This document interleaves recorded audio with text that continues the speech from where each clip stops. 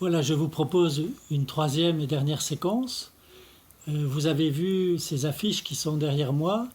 Il s'agissait en 2004, pour le centenaire de la naissance de Madeleine Delbrel, d'une fête que le diocèse de Créteil avait organisée en lien avec la municipalité d'Ivry-sur-Seine et avec les amis, l'association des amis de Madeleine Delbrel, où on avait passé tout un week-end de fêtes, de rencontres, et en particulier pour les jeunes, on avait fait un rallye, le rallye des petits crânes, parce que Madeleine Delbrel avait écrit un très beau texte qui s'appelle Alcide.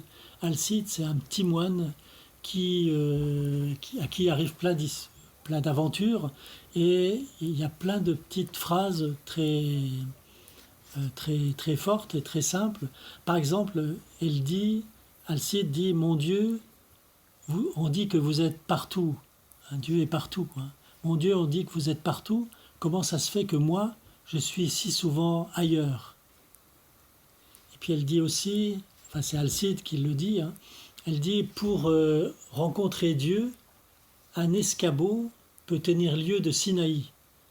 Vous savez, Moïse est monté au Sinaï, il a rencontré Dieu, il est monté en haut de la montagne, mais il n'y a pas forcément besoin de gravir une montagne, soit une montagne physique ou une montagne spirituelle.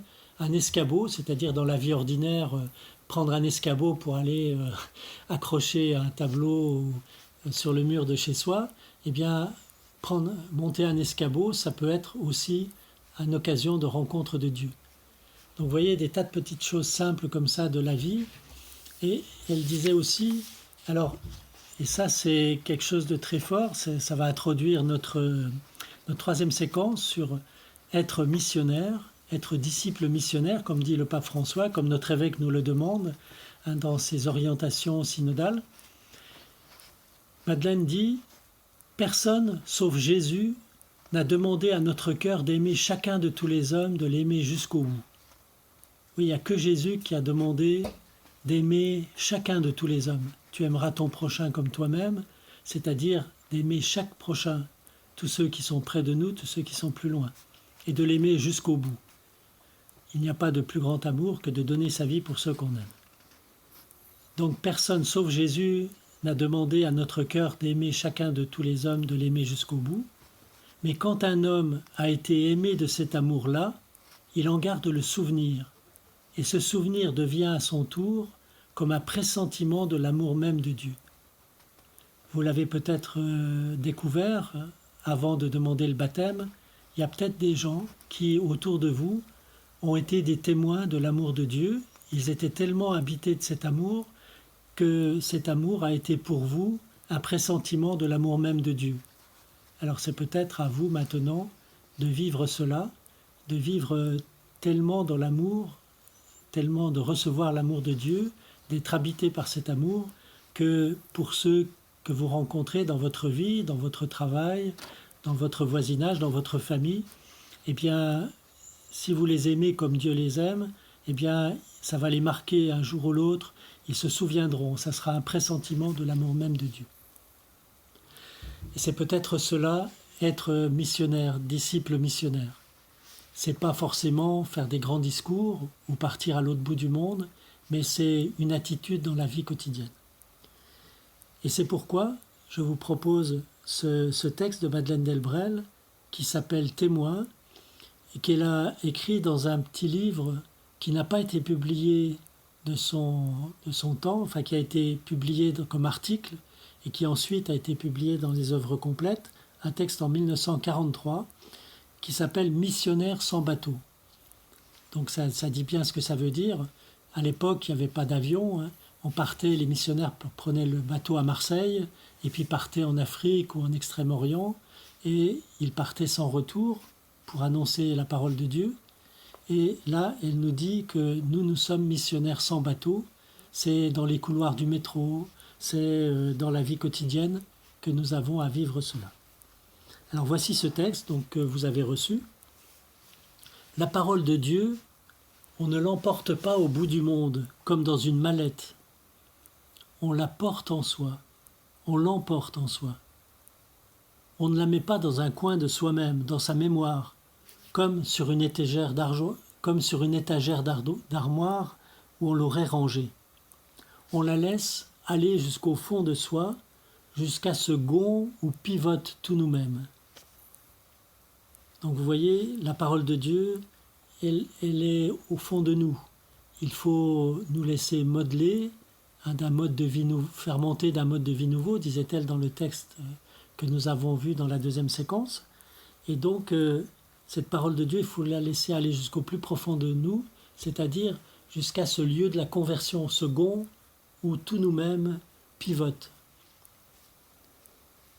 Il continue, on ne peut pas être missionnaire sans avoir fait en soi cet accueil franc, large, cordial à la parole de Dieu, à l'Évangile.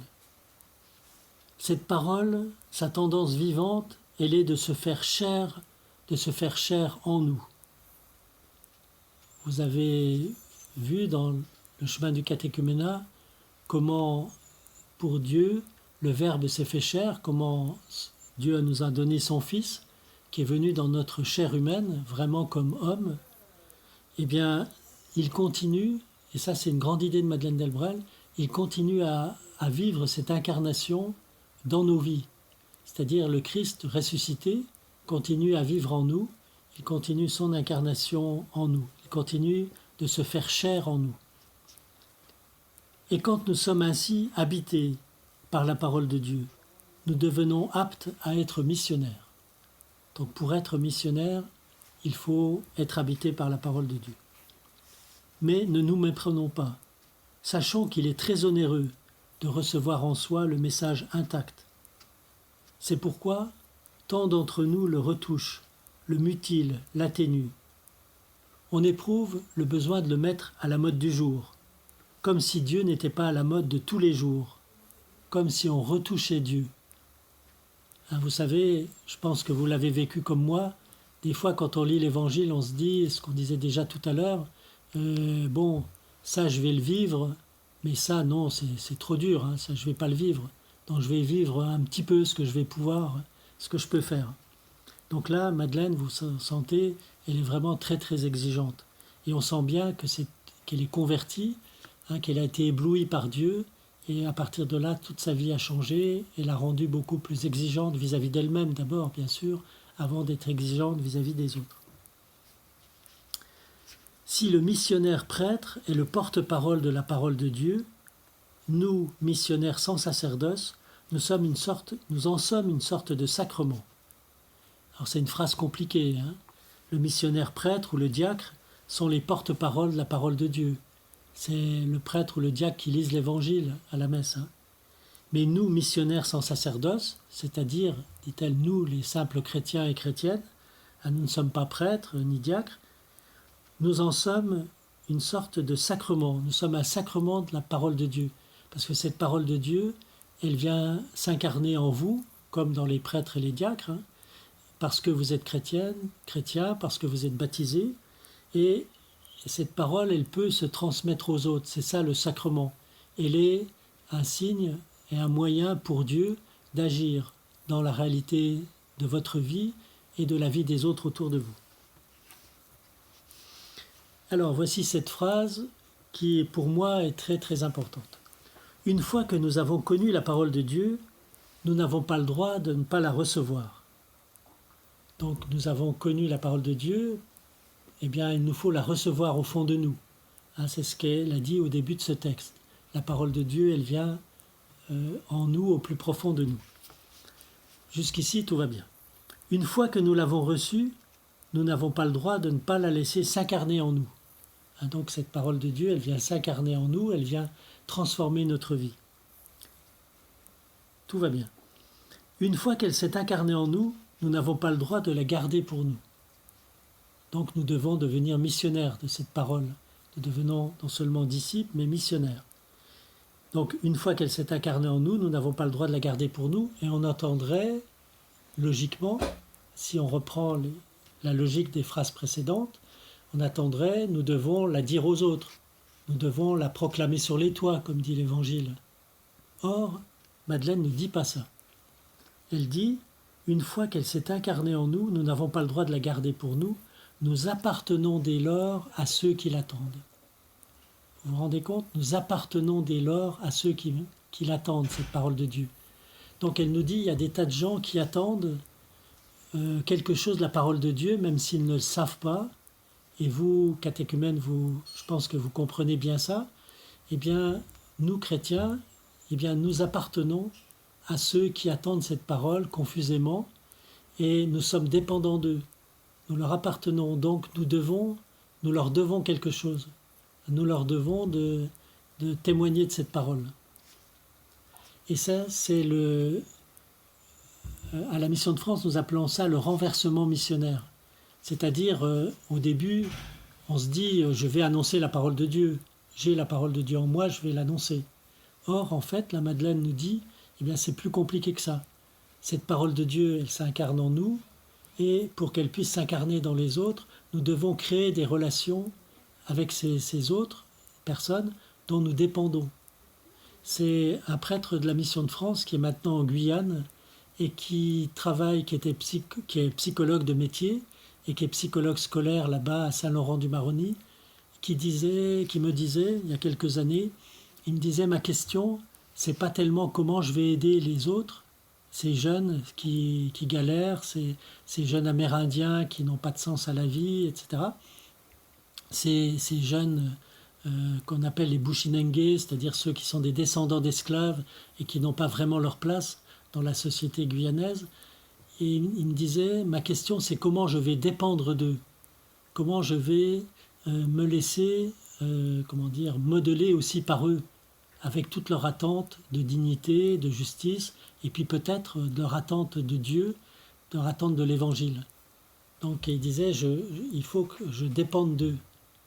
Voilà, c'est exactement ça. Nous appartenons dès lors à ceux qui attendent la parole de Dieu. Madeleine continue en disant, le temps des martyrs passe et revient, mais le temps des témoins dure sans cesse, et témoin veut dire martyr. Il y a des gens qui meurent martyrs. Dans les premiers temps, il y a eu le père Jacques Hamel à Saint-Étienne-du-Rouvray en 2016. Il y a des martyrs un peu partout dans le monde, dans beaucoup de pays encore en ce moment. Mais nous ne sommes peut-être pas martyrs au sens que nous donnons notre vie, nous donnons notre sang, mais nous sommes témoins, et témoin veut dire martyr. Le mot témoin en grec, c'est martyros, qui veut dire martyr, justement. Donc les martyrs, ce ne sont pas seulement ceux qui donnent leur vie en mourant, mais c'est ceux qui témoignent du Christ par toute leur vie concrète et toute simple. Cette incarnation de la parole de Dieu en nous, cette docilité à nous laisser modeler par elle, c'est ce que nous appelons le témoignage. Si notre témoignage est souvent si médiocre, c'est que nous ne réalisons pas que pour être témoin, il faut le même héroïsme que pour être martyr. Pour prendre la parole de Dieu au sérieux, il faut en nous toute la force du Saint-Esprit. Oui, la force du Saint-Esprit, celle que vous avez reçue en recevant la confirmation le jour de votre baptême, eh bien, c'est cette force qui est en nous et qui peut nous faire vivre cet héroïsme du témoignage. Vivre aujourd'hui comme si je devais ce soir mourir martyr, écrivait le père de Foucault. Commencer cette heure en sachant qu'il va falloir être martyr, être témoin, pourrions-nous dire, au début de chaque heure de nos journées. Parce qu'il n'y a pas d'heure où nous ayons le droit de laisser la parole de Dieu dormir en nous. Et cela implique une ferveur de tout nous-mêmes en face de la grâce de chaque instant, une attente éperdue de cette force sans laquelle nous serons des renégats. Vous voyez, Madeleine Delbrel n'y va pas par quatre chemins. Là. Elle nous dit l'exigence extrême de laisser la parole de Dieu s'incarner en nous et donc transpirer à travers nous. Un missionnaire que je connais et qui croit en la parole de Dieu a donné à une femme qui ne croyait pas des pages de la parole de Dieu à taper à la machine, sûr que c'était la mettre en contact avec le Seigneur. Cette femme a été convertie. Donc vous voyez, Madeleine nous dit cette exigence très forte et en même temps, ensuite là, elle vient de nous donner un exemple très simple qui est très quotidien. Elle disait ce missionnaire que je connais, alors je pense que c'est d'elle qu'il s'agit. C'est pas d'un missionnaire à l'autre bout du monde, mais c'est quelqu'un de très proche, c'est peut-être elle ou une de ses compagnes qui avait besoin de taper à la machine, ils n'avaient pas de photocopieuse à l'époque, de taper un passage de l'Évangile sur une feuille, elle l'a donné à taper à une amie qui n'est pas croyante, et à force de taper à la machine ces textes, cette femme s'est convertie. Eh bien, c'est quelque chose de très simple, c'est peut-être ces choses très simples qui nous sont demandées dans la vie quotidienne. Elle termine en disant « Ayons cette foi et cette simplicité. Ayons cette foi et cette simplicité. Laissons-nous habiter de plus en plus par la parole de Dieu et, habitant à notre tour parmi nos frères, croyons que cette proximité les rapprochera de leur Dieu. » Vous voyez, ayons en nous cette parole, laissons-nous habiter par la parole de Dieu, et si nous habitons parmi nos frères et nos sœurs dans la vie quotidienne, eh bien, cette parole de Dieu va se transmettre, cette proximité que nous avons avec eux va faire qu'ils vont devenir proches de la parole de Dieu et que cette proximité les rapprochera de leur Dieu. Ce qui est étonnant, c'est que Madeleine ne dit pas les rapprochera de Dieu, mais les rapprochera de leur Dieu. Donc elle présume que pour ces gens-là, ils vont rencontrer Dieu comme leur Dieu, un peu comme elle l'a rencontré dans sa conversion, dans le texte que je vous ai lu tout à l'heure et qui était dans son portefeuille qu'on a retrouvé après sa mort. Quand j'ai su que tu vivais, elle s'adresse à Dieu comme un tu qui est vivant en elle, pour elle, et donc il s'agit bien de leur Dieu et pas de Dieu en général. Voilà, et je voudrais terminer pour vous dire que à travers cette femme qui a tapé à la machine des passages de l'Évangile, Madeleine, elle avait pris l'habitude, à une époque où ça ne se faisait pas, de faire des partages d'Évangile. Il y avait des gens qui venaient chez elle, non seulement ses compagnes, mais des voisins, des voisines, et chaque semaine, elle avait pris l'habitude de lire ensemble un passage de l'Évangile, comme vous l'avez fait dans vos rencontres de catéchuménat, et comme nous essayons de le vivre, comme notre évêque nous invite à le faire par ce qu'on appelle la Lectio Divina, de le faire ensemble, de lire l'Évangile ensemble. Et quand nous lisons l'Évangile ensemble, eh bien, il se passe toujours quelque chose. On sent que l'Esprit Saint nous parle les uns à travers les autres. C'est l'expérience que je vous souhaite de continuer à vivre, et je vous invite à relire ces textes de Madeleine Delbrel à tête reposée de temps en temps. Et puis on va vous proposer aussi quelques extraits audio de textes de Madeleine Delbrel qui sont déclamés par un comédien. On avait demandé à ce comédien, Bruno Durand, de mettre en scène des méditations de Madeleine Delbrel. Il y en a qui sont assez étonnantes. Vous pourrez regarder ça, voir ça sur la chaîne YouTube du diocèse.